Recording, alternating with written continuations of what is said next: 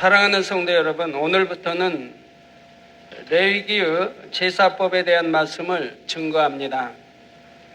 구약시대 사람들은 어떻게 하나님께 제사를 드렸는지, 번제, 소제, 속죄제, 속건제, 화목제 등 각종 제사법과 그 영적인 의미에 대해 레위기 1장부터 7장까지의 내용을 중심으로 풀어드릴 것입니다.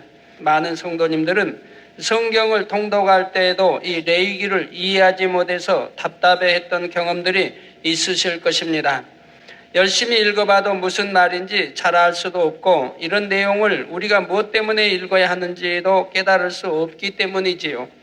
흔히 성경 중에 신약에서는 요한계시록을, 구약에서는 레위기를 가장 이해하기 어려운 분야라고 말을 합니다. 그래서 많은 사람들이 성경을 읽으면서 이 부분은 건너뛰어 버리기도 하고, 어떤 사람들은 구약시대에나 필요한 제사 방법이니 오늘날 우리와는 상관이 없다고 생각하기도 하지요. 그러나 우리와 상관이 없는 내용이라면 하나님께서 성경에 기록하여 오늘날 우리에게 주실 이유가 없습니다. 신약뿐 아니라 구약의 모든 말씀도 우리 신앙생활에 반드시 필요한 말씀이기에 하나님께서 기록하게 하시고 오늘날 우리에게 있게 하신 것입니다. 마태복음 5장 17절에서 19절에도 보면 예수님께서 말씀하시기를 내가 율법이나 선지자나 폐하러 온 줄로 생각지 말라. 폐하러 온 것이 아니요 완전케 하려 함이로다. 진실로 너희에게 이르노니 천지가 없어지기 전에는 율법의 1.1획이라도 반드시 없어지지 아니하고 다 이루리라. 그러므로 누구든지 이 계명 중에 지극히 작은 것 하나라도 버리고 또 그같이 사람을 가르치는 자는 천국에서 지극히 작다 일컬음을 받을 것이요 누구든지 이를 행하며 가르치는 자는 천국에서 크다 일컬음을 받으리라 하셨습니다. 즉 하나님 말씀을 행함으로 나타내며 가르치는 자는 천국에서 크다 일컬음을 받는다 했고요. 또 지극히 작은 것 하나라도, 계명 중에 지극히 작은 것 하나라도 버리고 또 그같이 사람을 가르치는 자는 천국에서 지극히 작다 일컬음을 받는다 했습니다. 성경에도 보면 가르치는 자를 좀 높게 이렇게 여겨주지요. 그런데 지극히 작다 일컬음을 받는다고 하면 낙원쯤 간다라고 여러분이 이해하시면 되겠네요. 자, 오래전 구약시대에 이스라엘에서 행해지던 제사법이라 해서 신약시대에는 그 내용을 버리는 것이 아닙니다. 모든 율법이 그런 것처럼 구약의 제사법 또한 예수님으로 인해 신약에 와서 완전케 되어진 것입니다. 구약의 제사는 오늘날로 보면 예배이지요. 바로 오늘날 여러분이 하나님 전에 나와 하나님께 예배하는 모든 과정 가운데 구약의 제사법의 의미가 다 들어있는 것입니다. 구약의 제사법과 그 의미를 알면 오늘날 우리가 어떻게 예배하며 어떻게 하나님을 섬겨야 하는지 더 밝히 알게 됩니다.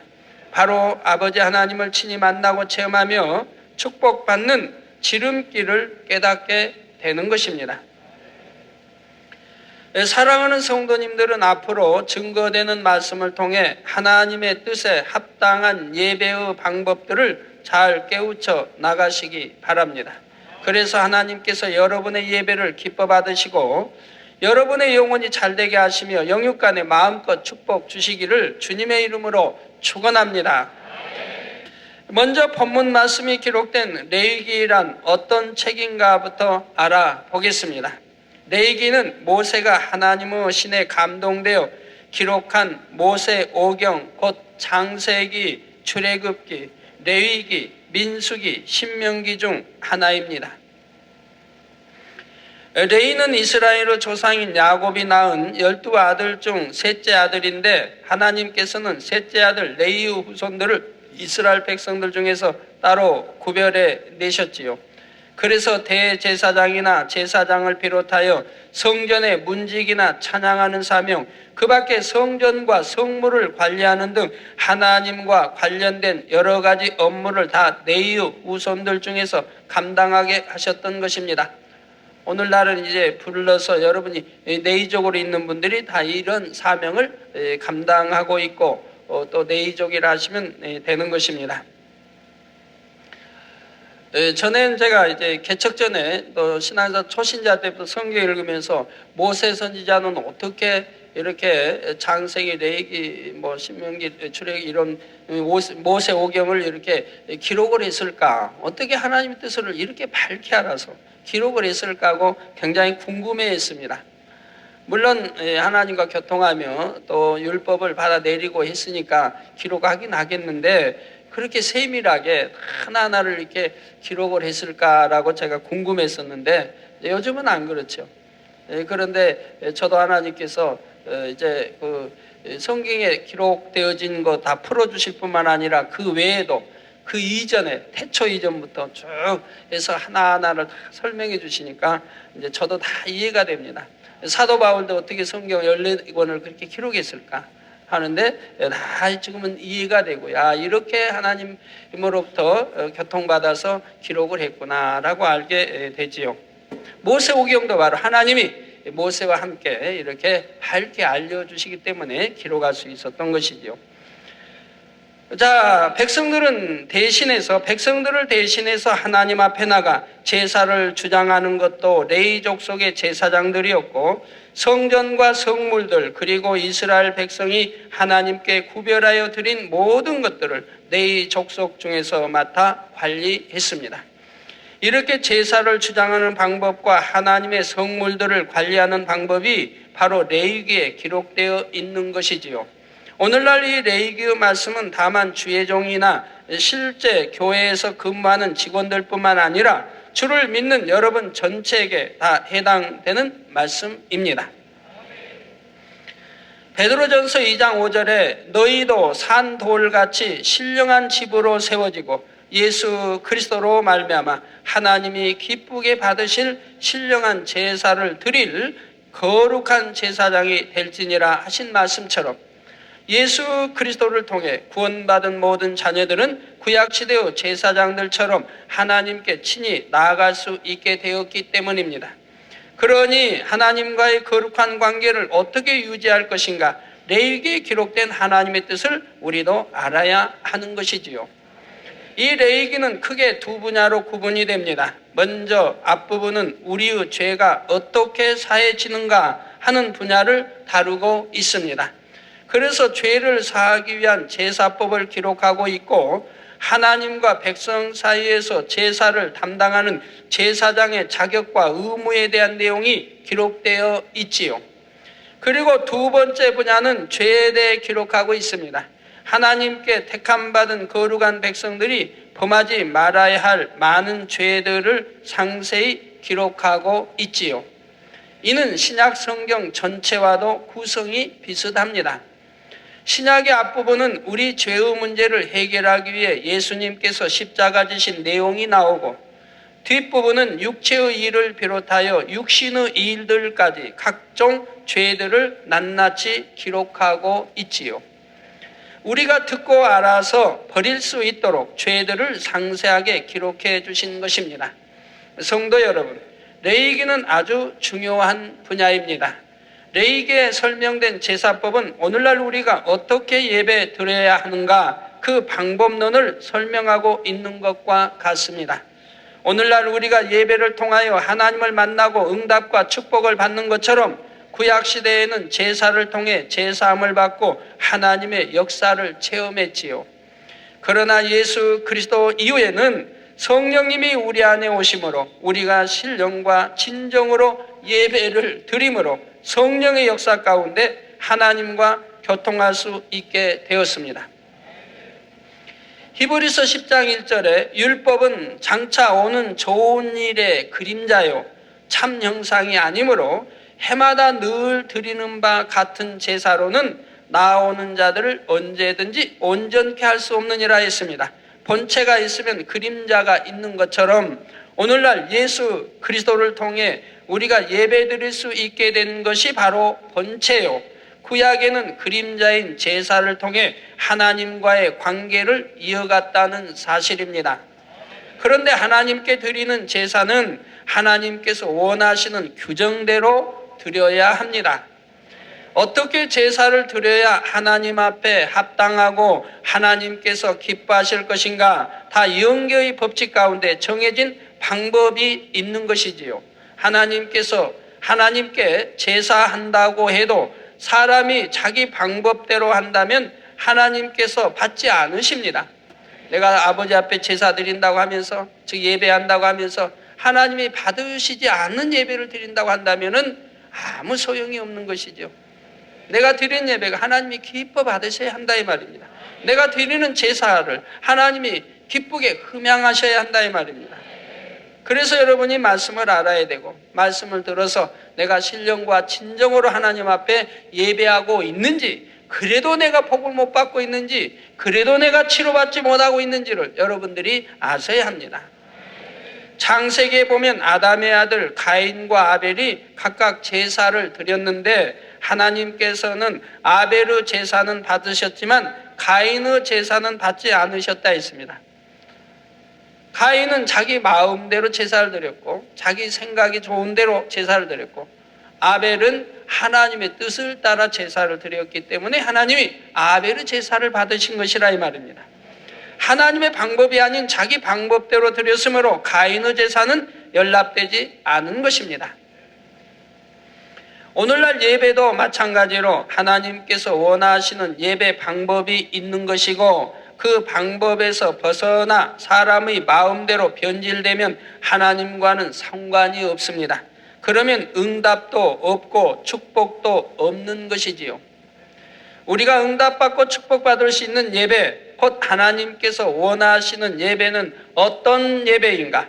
그 실질적인 내용들이 바로 레위기 제사법 가운데 담겨 있다는 사실입니다.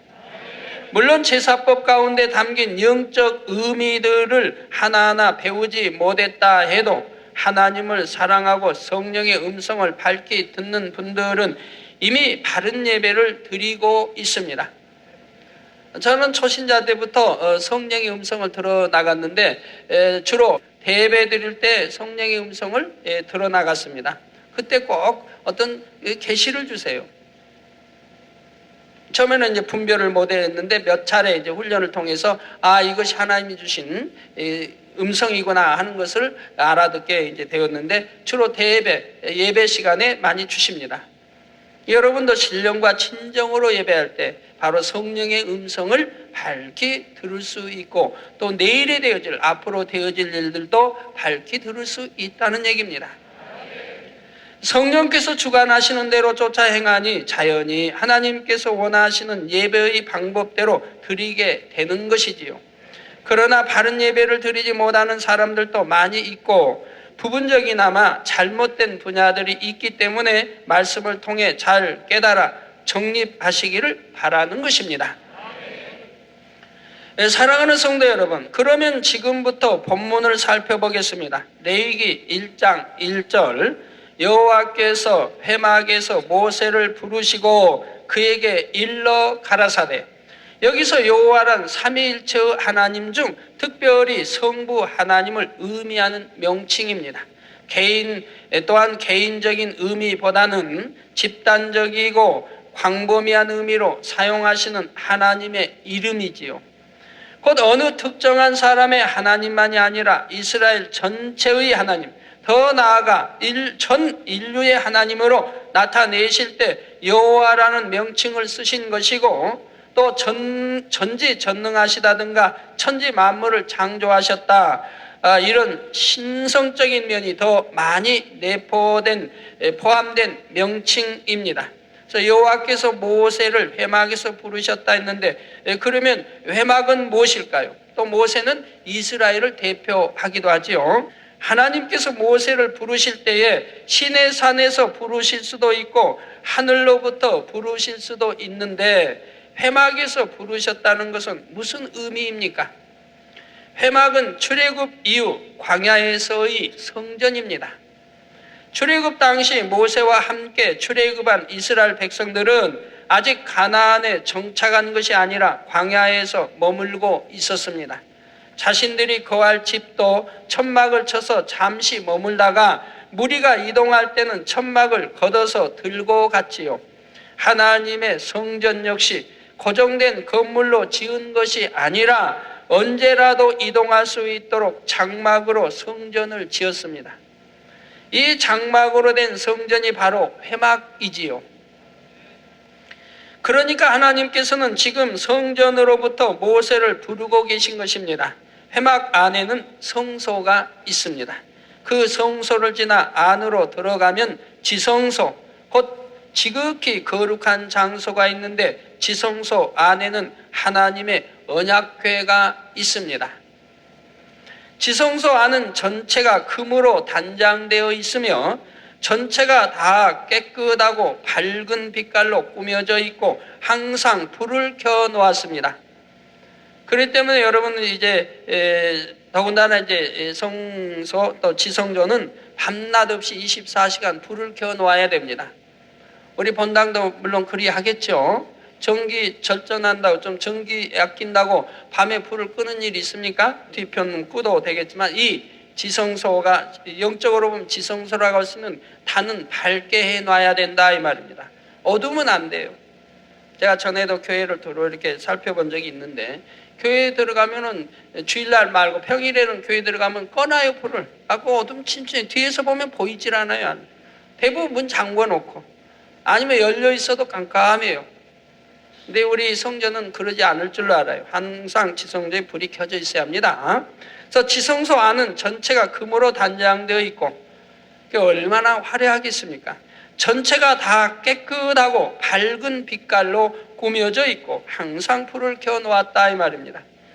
제가 전에 이제 부흥성에 다닐 때 청양여 교회를 갔는데 교회가 이렇게 이제 월요일날 이제 밤 설교하러 딱 올라가니까 단도 어두운 데다가 글씨도 잘 안 보일 정도로 어두워요. 성전도 그렇고 단도.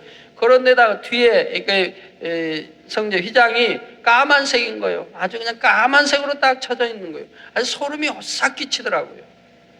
성전 들어가서 앉으려는데 앉고 싶지가 않아요. 그러면서 그 휘장이 그냥 까만 거예요. 까만 걸로 되어 있는 거예요. 제가 아마 집회 끝나고는 바꿨을 겁니다만은 이렇게 하나님의 뜻을 모르니 이런 경우가 생기는 거지요. 그래서 전체가 다 깨끗하고 밝은 빛깔로 꾸며져 있고 항상 불을 켜놓았습니다. 우리 이 본당나 성전들 보면 항상 깨끗하잖아요. 밝잖아요. 죄나 어떤 더러움을 느끼게 할 만한 검은 빛은 성전 안에 전혀 사용하지 않으셨지요. 그래서 성경에 보면 성전 안이나 성전 하나님에 관계된 것들은 검은색은 일체에 들어가지 않습니다. 이게 저희 이제 성전도 될 수 있으면 검은색을 안 쓰려고 애를 쓰죠. 그러나 이제 마이크나 이런 장비들이 뭐 이런 하얀색 다른 색이 아닌 검은색으로만 나오는 경우가 있어요. 그냥 그럴 때는 할 수 없죠. 그래서 저희는 검은색을 갖다가 이것도 검은색일 텐데 갖다가 칠을 해버린 거죠. 뭐 이런 건 또 빨간 걸 두르고 이렇게 해서 색깔을 바꾼 거죠. 그래서 이런 거도 보면 스피커도 보면 좀 천으로 하얀 천으로 되게 다 씌워놨죠. 그래서 될 수 있으면 검은 거를 성전 안에 없도록 이렇게 하고 있습니다. 원래는 여러분 하나님의 뜻을 아는 사람이 성경을 이렇게 해서 나온다고 하면 성경의 글씨도 검은 글씨가 아니어야 할 것이고 성경의 표지도 검은 표지가 아니어야 합니다. 모르기 때문에 검은 것으로 쓰고 검은 표지가 나오는 거지요. 네, 하나님의 말씀을 담은 언약궤가 있다는 것은 하나님께서 그곳에 함께 하신다는 증표이지요. 성전 전체가 다 하나님의 전으로 거룩한 장소이지만 특별히 지성소는 더욱 구별되어 거룩한 장소로 정해진 것입니다. 여기는 백성의 대제사장만이 그것도 1년에 단 한 번 자기와 백성들의 죄를 대속할 때만 들어갑니다. 성경에 보면 하나님 앞에 만월이 행한 사람이 그 생명을 잃는 장면이 종종 나옵니다. 예를 들어 레위기 10장에 보면 제사장 나답과 아비후는 여호와께서 명하시지 않은 다른 불로 분향했다가 여호와 앞에서 나온 불에 살라 죽임 당했습니다. 또 역대상 13장에 보면 웃사라는 사람이 하나님께서 만지는 것을 금하신 하나님의 언약궤를 손으로 붙잡았다가 그 자리에서 하나님의 진노하심을 입어 죽은 기록이 나오지요. 하물며 지성소는 하나님께서 함께 하시는 가장 거룩하고 경건한 장소인데 그 안에 들어가는 사람은 얼마나 조심해야 하겠습니까? 그래서 구약에 바로 이제 지성소에 들어가는 그 대제사장은 흠과 티가 없어야 합니다. 조금만 흠과 티가 있는데 들어갔다면 죽임을 면치 못합니다. 오늘날도 영적으로 여러분 지성전 하면 오늘날은 이제 웃단이 되겠는데, 그리고 성수하면 아랫단이 이렇게 되겠는데, 여러분 그래서 웃단은 더 거룩히 구별하는 것이고 아랫단보다 이렇게 또 여러분들이 웃단에 오르는 경우는 극히 참 삼가해야 되는 겁니다. 여기 종사하는 분들, 뭐 물을 떠올리나 종사하는 분들은 거기에 이제 사명이니까 이렇게 하지만은 또 어떤 공사할 때는 기술자가 필요해서 외부에 와서 할 때 그런 경우만 허락되어지는 거지, 여러분은 진리를 아는 여러분들이라면 웃단은 될 수 있으면 오르지 말아야 합니다. 웃단을 오르실 때는 내가 흠과 티도 없을 때 오르셔야 하고, 만약에 대표 기도를 해서 웃단에 올라야 된다라고 하면 그 주간은 더욱 경건하게 애번해서 어떤 하나님 앞에 죄의담이 없도록 해야 됩니다. 내가 죄의담이 있으면서 웃단에 올라서 앉았다든가 또는 웃단에 올랐다든가 또는 대표기를 했다든가 이렇게 또 뭐 특성을 했다든가 사회를 봤다든가 말씀을 증거했다고 한다면은 바로 하나님과 담이 이루어집니다. 담이 만들어지고, 자칫 잘못하면 이 성전에도 하나님이 기뻐하지 않으실 어떤 축복이 막힐 수도 있고 어떤 불미스러운 일이 생길 수도 있는 것입니다. 그렇기 때문에 내가 거룩치 못할 때는 단에 오르지 말아야 되고, 어떤 순서를 맡았다고 한다면은 그 주간은 더욱 거룩하게 보내져야 하는 것입니다. 아랫단도 마찬가지예요. 웃단보다는 좀 낫지만 그래도 아랫단에 특송하러 오신 분들이나 이런 분들, 특히 내가 다음 주엔 특송이 있다 하면 더 거룩한 주일을 보내도록 해야 할 것입니다. 만약에 내가 어떤 흠과 티가 있으면서도 그게 해결되지 않은 상태에서 올라왔다고 한다면 하나님이 기뻐하지 않으시는 거죠. 우리 예능위원회 특별히 오늘 지금 잘 들어주세요. 우리 예능위원회나 우리 찬양하는 분들, 무용하는 분들, 율동하는 분들, 워십팀들 마찬가지입니다. 우리 또 여성계 성도님들, 일꾼 되신 분들 마찬가지고, 안내하시는 분들, 헌금하시는 분들 마찬가지입니다. 자, 어떤 분들은 주일날 머리를 한다고 합니다. 주일날. 그 이유는 토요일날 하면 머리가 찌그러드니까, 잘 때 찌그러든다든가 아니면은 잠을 이제 곱게 자야 되니까 머리 안 망가지게 힘이 드니까, 그래서 안식일날 머리를 한다고 합니다. 여러분, 그래서는 아니 됩니다. 그래서는 아니 돼요. 토요일날 여러분들이 준비하셨다가 안식일을 맞아야지 주일날 하는 게 아니라 이 말입니다. 그럼 머리가 찌그러는데 어떡하나요? 여자분들은 할 수 없지요. 습관을 들여야죠. 토요일날 머리하고, 내가 주일날 잠는 게, 토요일날 머리가 주무실 때 내가 머리 찌그러지 않게 잠을 곱게 자야죠. 곱게 신경 써 곱게 자야죠. 물론 그것이 이제 습관화되면 괜찮다 이 말입니다. 왜 여자뿐이겠습니까? 남자도 머리에 기름도 바르고 또는 드라이 하고 자는데 자면 아무래도 머리가 찌그러들지요. 그러니까 아주 조심히 잘 자야 돼요. 잘못 자면 머리가 꺾여가지고 보기 흉하니까.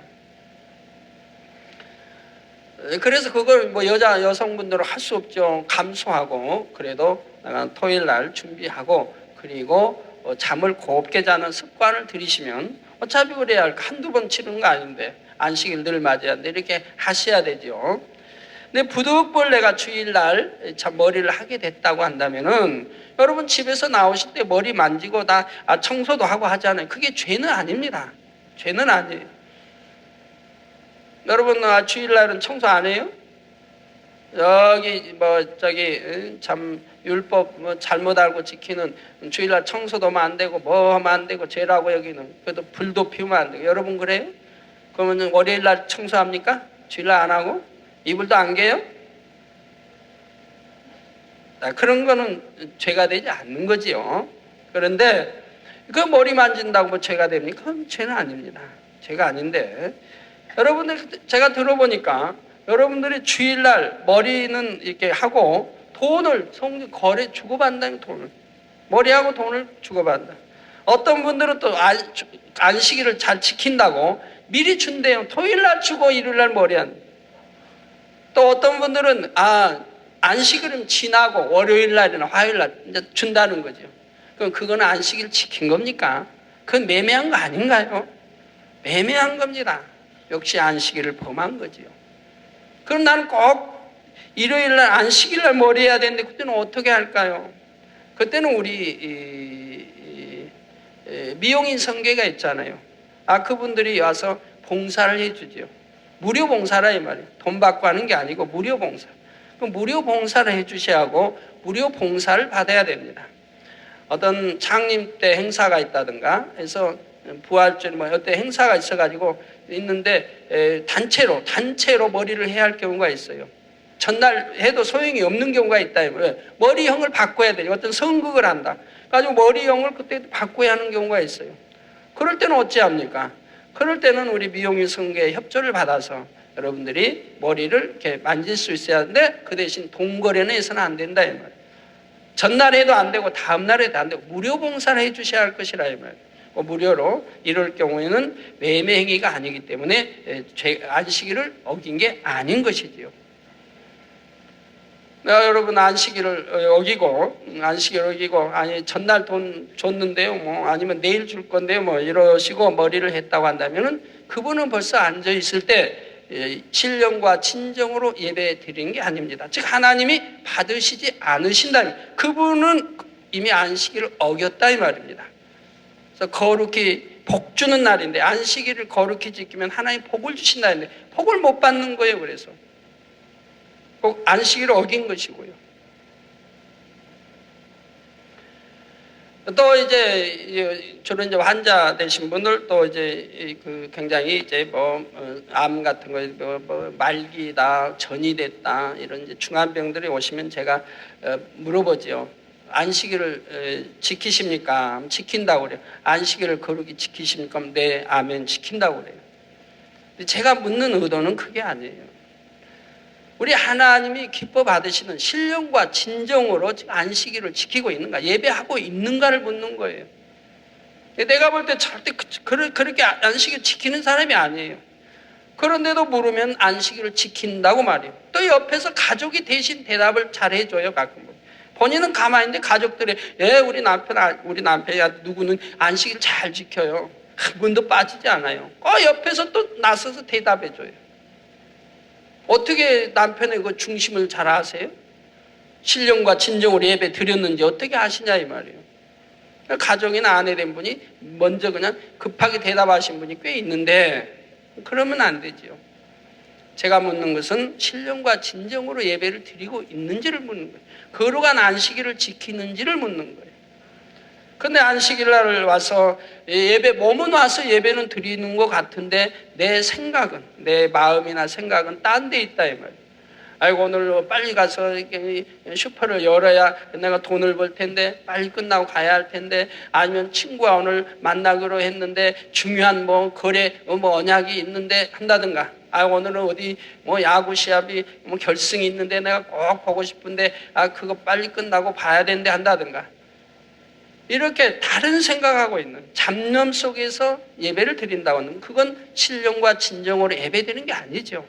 즉 하나님을 생각하고 또 말씀을 사모하고 생각하며 이 말씀 안에 하나님의 뜻이 무엇이 내게 가리키는 말씀이 뜻이 무엇인가 알아서 그 말씀대로 내 준행해 살아야 되겠다. 그래서 신령과 진정으로 하나님 말씀이 꿀맛 송이같이 달아지게 그렇게 예배를 드려야 한다 이 말이에요.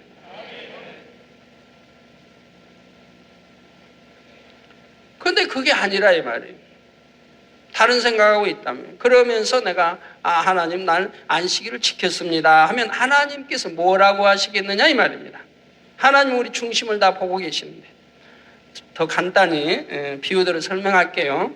예를 들어 여러분이 서로 이제 맞선복에서 어디 이제 만났다고 합시다. 맞선복에서 맞선복이 만났는데, 자, 저희 자매님이 앉아 있는데 형제가 다 앉아서 좀 자매님 앞에다 두고 딴 여자 생각하는 거예요.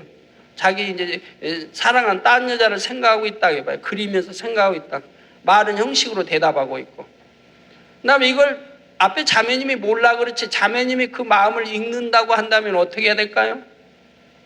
성립될까요? 그 자리에서 나와버릴 거 아니에요. 내가 저런 남자하고는 일생 못 산다. 일생 살아도 잠자리 자다가도 딴 생각하면 되겠습니까? 불행할 일이지. 맞선본 자리에서도 그런데. 입장을 바꾸는 거 마찬가지예요. 남자도 그런데 여자가 또 그런다고 해봐요. 그걸 그 마음을 잊고 있다고 해봐요. 그나마 성립될 수가 없는 거지요. 그러죠? 마찬가지라 이 말이에요. 우리가 하나님 앞에 나와서 신령과 친정 예배 드려야 할 자리에 하나님 말씀을 경청하여 듣고 해야 할 자리에 지금 생각은 딴 데가 있고 마음은 딴 데가 있다 이 말이에요. 그러면 하나님은 우리 마음을 잊고 계시다 이 말입니다. 그래 그것이 어찌 거룩히 안식일을 지킨 것이 되겠느냐 이 말이에요. 오히려 하나님을 민망하게 만들었죠. 하나님이 보시기 민망하다 이 말이에요. 여러분 아프신 분도 마찬가지고 나는 아침 예배도 참석하고 하는데 문제가 얽히고 설킨 게 풀어지지 아니요 하신 분들 다 마찬가지예요. 또 예배 시간에 조신 분들은 더 마찬가지예요. 거룩히 신령과 친정으로 예배하면 반드시 하나님이 복을 주십니다. 그 한 주간 지켜주실 것이고 여러 가지로 형통하게 인도해 주시고 복을 주십니다.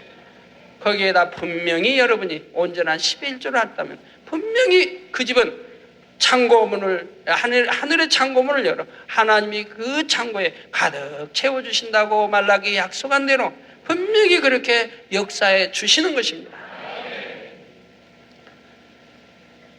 자, 그렇기 때문에 여러분이 내이기 제사법을 잘 아셔가지고 여러분이 신령과 친정으로 예배드리는 들으시셔야 한다 이 말입니다. 자, 그래서 하물며 지성소는 하나님께서 함께 하시는 가장 거룩하고 경건한 장소인데 그 안에 들어가는 사람은 얼마나 조심해야겠습니까? 아무나 들어갈 수 없는 것은 물론이고 들어갈 수 있도록 허락받은 대제사장이라 해도 정녕 두렵고 떨림으로 들어가게 되는 것입니다. 오직 대제사장만이 이곳에 들어가 하나님 앞에 속죄의 제사를 행하도록 허락받았고 죄인들은 결코 하나님 앞에 가까이 할 수 없으므로 이 지성소 안으로 들어갈 수 없는 것이지요. 그런데 오늘날은 우리 모두가 하나님 앞에 나아가는 것이 허락되었습니다. 바로 우리 주 예수 그리스도로 말미암은 것입니다. 마태복음 27장 50절에서 51절에 보면 예수께서 다시 크게 소리 지르시고 영원히 떠나시다. 이에 성소 휘장이 위로부터 아래까지 찢어져 둘이 되었다 했지요. 이 성소 이렇게 해놓은 휘장이 위에서부터 위로부터 아래까지 찢어져 둘이 되었다. 자, 휘장이 저절로 찢어지겠습니까? 아무리 얇은 천이라도 위에서 아래까지 찢어지는 않을 거예요. 더군다나 두꺼운 천이 사람이 찢으려고 해도 쉽지 않을 거예요. 그런데 바로 이에 성소 휘장 위로부터 아래까지 찢어져 둘이 되었다 이 말입니다. 예수님께서 우리 죄를 위해 자기 몸을 들여 십자가에서 죽으실 때에 지성소와 우리 사이를 막고 있던 휘장이 찢어져 둘이 되었습니다. 여기에 대해 히브리서 10장 19절에서 20절에는 그러므로 형제들아 우리가 예수의 피를 힘입어 성소에 들어갈 담력을 얻었나니 그 길은 우리를 위하여 휘장 가운데로 열어 놓으신 새롭고 산 길이요 휘장은 곧 저희 육체니라 했습니다. 바로 우리 주님이 이렇게 피 흘려 우리의 허물과 죄를 대속해 피 흘려 이렇게 십자가 처형 당하시고 이제 이렇게 하니 바로 휘장이 이렇게 갈라지게 됐다. 그래서 하나님과 우리 사이 막힌 죄의담이 헐어졌다 이 말입니다. 그러므로 우리가 성소에 들어갈 수 있게 되었다 이 말입니다. 그러니까 휘장은 저희 육체니라. 바로 이 육체는 하나님이 창세기에 보면 육체의 사람과는 영원히 함께하지 않는다는 말씀이 있었죠. 육체의 사람과 영원히 함께하지 않는다. 마찬가지 오늘날도 육체의 사람과는 함께하지 않으시는 거예요. 여러분은 그래서 육을 버리고 영으로 들어갔을 때만 하나님이 함께 하시는 거죠. 아이고 나는 하나님이 함께 하세요. 뭘 보고 함께 하신다고 그러세요? 내가 육체를 버렸을 때, 영으로 들어왔을 때 하나님이 함께 하시는 거죠. 하나님이 함께 하시면은 모든 축복이 또 임하는 것이고요. 그래서 휘장한 것 저희 육체니라. 바로 우리 허물과 죄를 대속해 주셨기 때문에 휘장이 이렇게 갈라진 것이라 이 말입니다.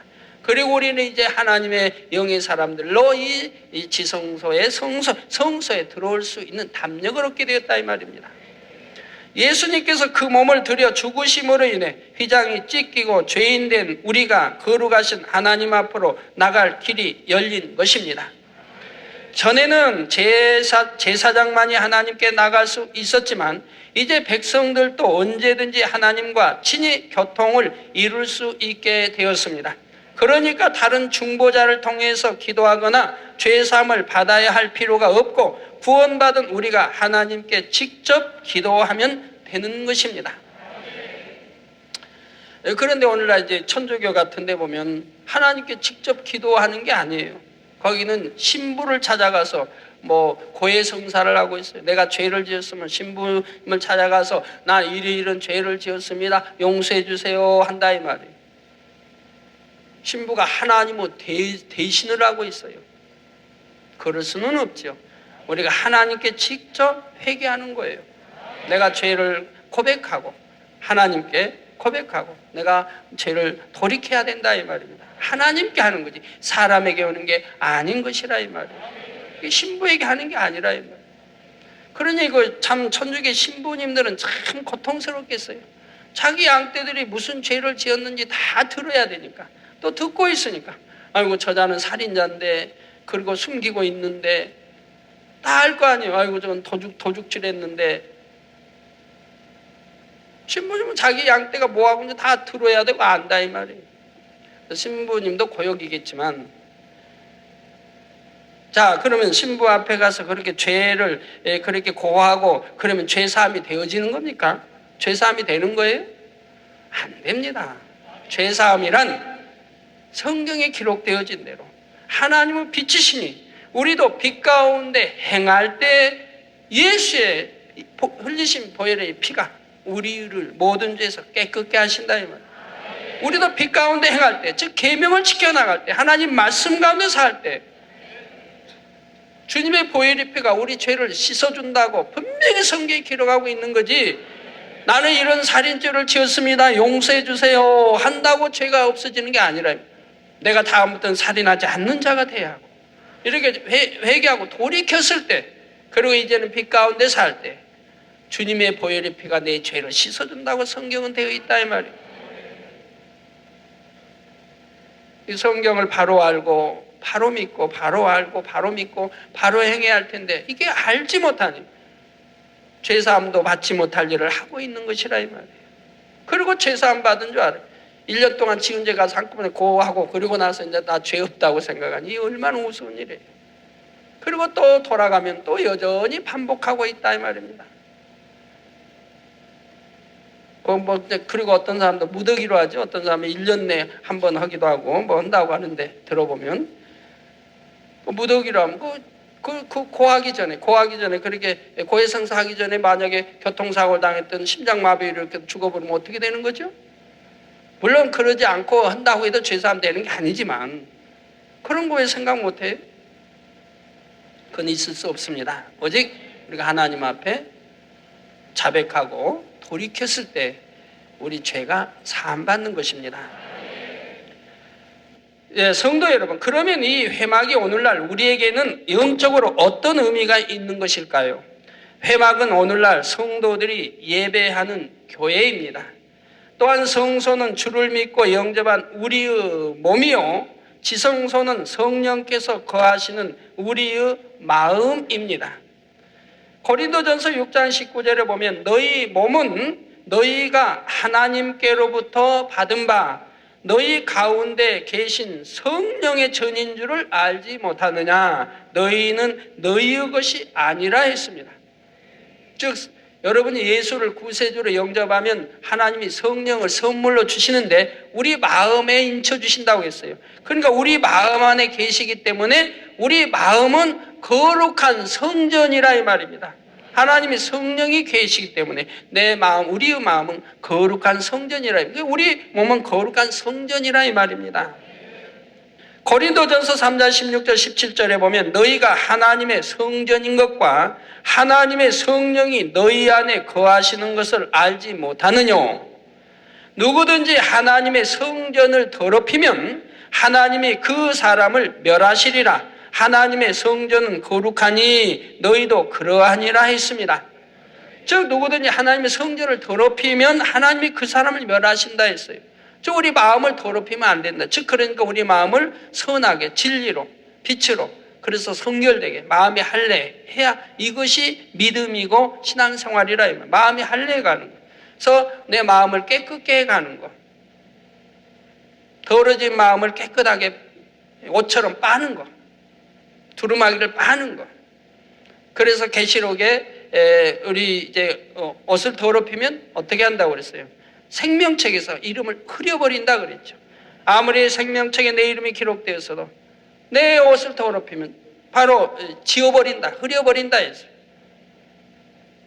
그와 마찬가지인 거예요. 우리 마음을 더럽히면 안 된다 이 말입니다. 마음을 더욱 신앙생활을 통해서 거룩하게 만들고 성결되게 만들고 악은 모양이라도 버려나가야 이것이 신앙생활이고 인간 경작인 것이라 이 말입니다. 그래서 누구든지 하나님의 성전을 더럽히면 하나님이 그 사람을 멸하신다 했고 하나님의 성전은 거룩하니 너희도 그러하니라.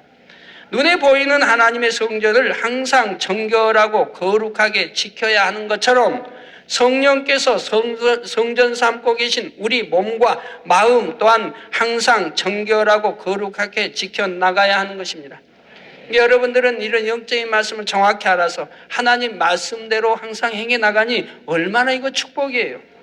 하나님 말씀을 잘 몰라서 엉뚱하게 기도도 사람 앞에 하고 구약에도 보면 하나님이 성전을 향하여 기도하라 했어요. 구약에도 하나님이 거룩한 성전 예루살렘에 향하여 성전을 향하여 기도하라고 해서 다니엘도 기도할 때 창문을 열고 예루살렘을 포로로 잡혀갔을 때 바벨론 포로로 잡혀갔을 때 창문을 열고 자기 나라의 성전에 있는 예루살렘을 향하여 기도하지 않아요? 그랬지. 구약에도 그랬어요. 그런데 하물며 신약은 얼마나 하겠어요? 우리 주님도 주기도문도 알려주잖아요. 하나님께 하라. 저 눈에 보이는 하나님 성전을 항상 정결하고 거룩하게 지켜야 하는 것처럼 성령께서 성전 삼고 계신 우리 몸과 마음 또한 항상 정결하고 거룩하게 지켜나가야 합니다. 그러지 않고 하나님의 성전을 더럽히는 사람은 하나님께서 멸하신다 했습니다.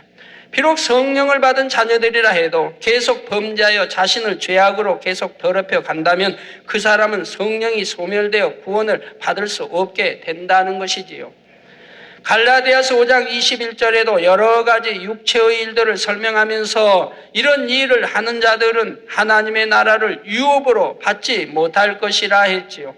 성령께서 거하시는 몸된 성전, 곧 우리의 마음과 행실을 거룩하게 할 때라야 우리가 온전한 구원에 이를 수 있을 뿐 아니라 하나님과 깊이 교통할 수가 있습니다.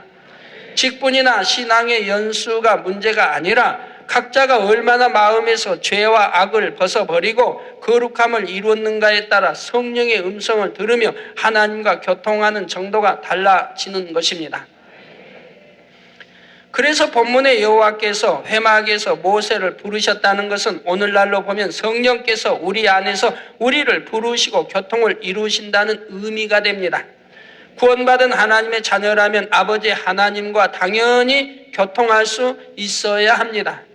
기도할 때도 성령으로 기도하며 예배할 때도 신령과 진정으로 하나님과 교통을 이루는 가운데 예배할 수 있어야 하는 것이지요.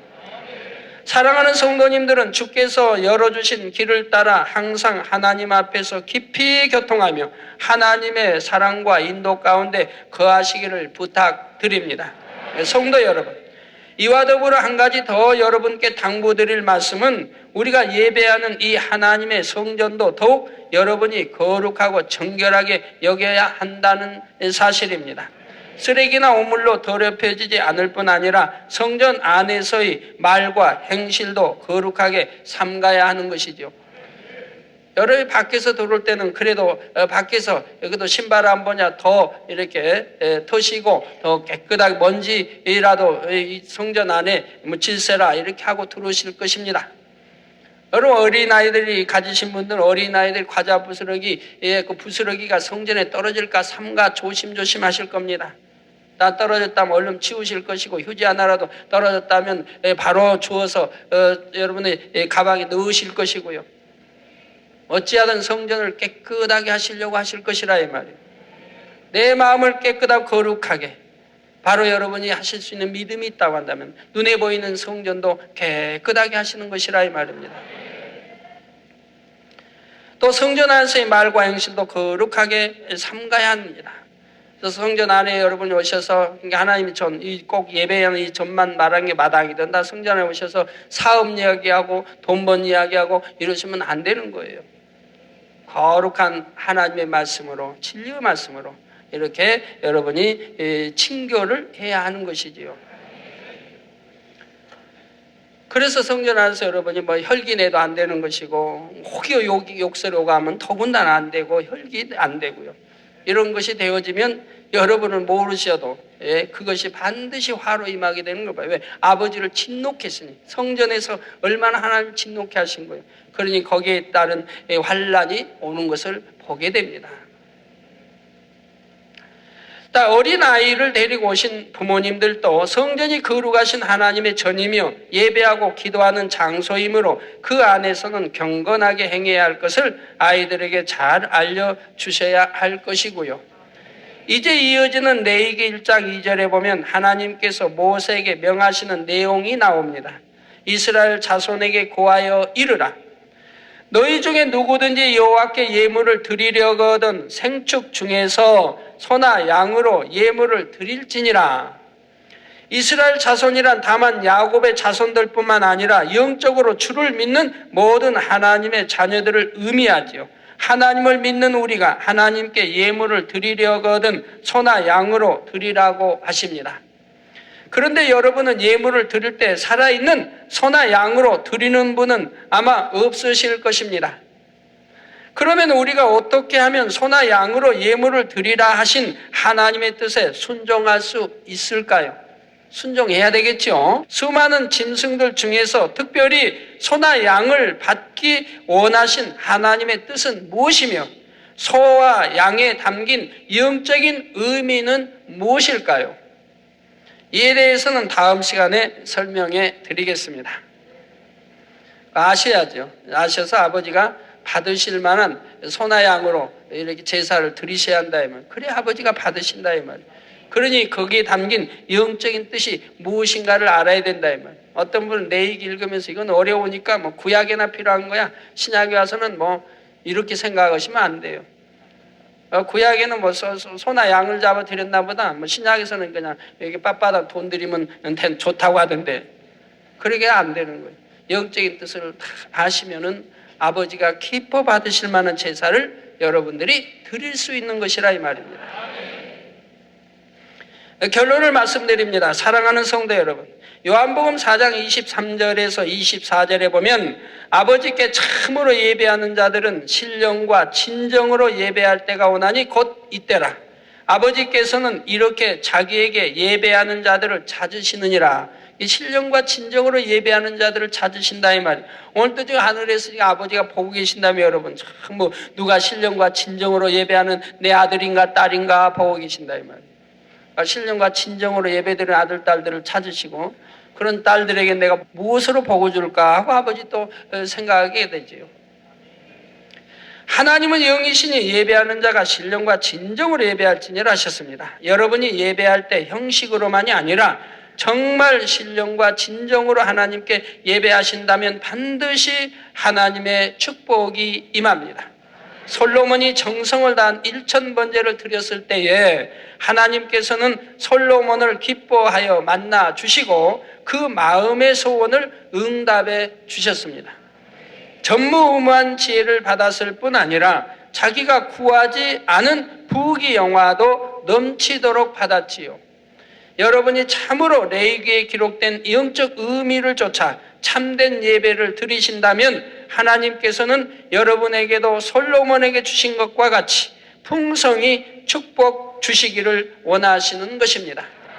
오늘 말씀뿐만 아니라 앞으로도 계속 증거되는 말씀들을 온전히 영으로 양식 삼아 참으로 하나님 앞에 합당한 예배를 드리시기 바랍니다.